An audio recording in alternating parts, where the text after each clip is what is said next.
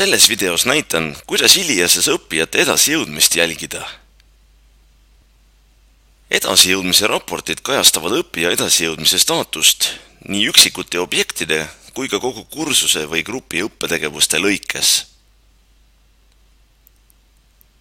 Edasijõudmise staatuse määramiseks on kaks võimalust.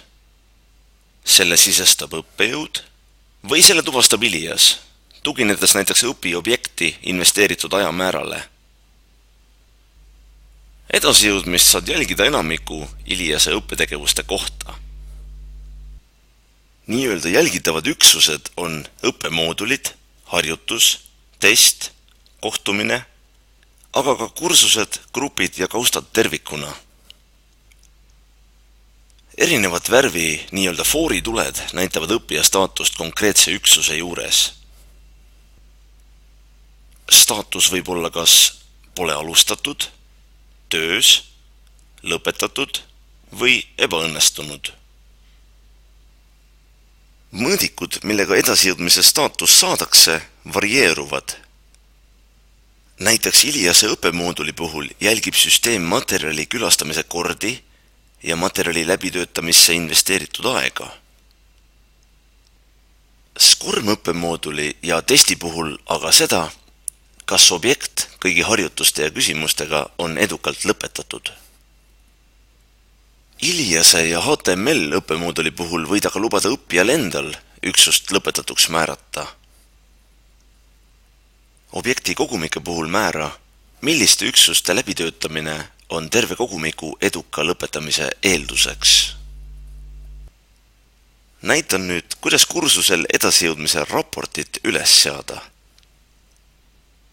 Ava kursus, selle menüüst edasijõudmine ja seejärel seaded.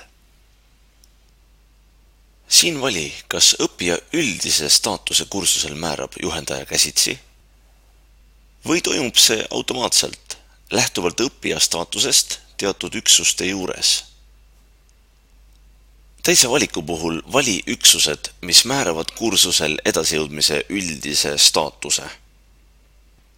Iga määratud üksuse juures vaata üles selle enda edasijõudmise seaded. Samuti tee seda, kui üksuse edasijõudmise jälgimine pole aktiivne. Kursuse edasijõudmise seadetes saad samuti luua üksuste gruppe, mis võimaldavad õppijal õppetegevuste vahel valida. Näiteks võib valikus olla 3 üksust, aga õppija peab neist edukalt lõpetama 2, et saada tulemuseks õppetegevuse eduka lõpetamise. Samamoodi nagu kursusel võid edasijõudmise jälgimise üles seada õpperühmas või kaustas. Nüüd aga raportite vaatamisest. Kursusel osalejate staatuse vaatamiseks ava menüüst edasijõudmine. Avaneb tabel, kus igal real on õppija ja tema staatus kursusel. Soovi korral näed maatriksvaates edasijõudmise staatust ka iga jälgitava üksuse kohta. Detailse ülevaate selle kohta, kuidas kursuse õppesisu ja õppetegevustega hakkama saadakse, leiad raportist nimega kokkuvõte.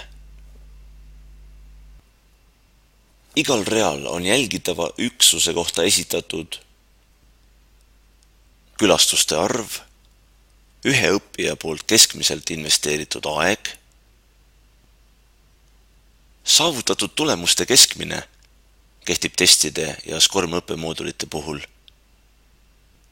kiirülevaade selle kohta, kui palju õppijaid ei ole alustanud, juba töötavad, lõpetasid või ebaõnnestusid ja milliseid hindeid ja mitmele õppijale on antud.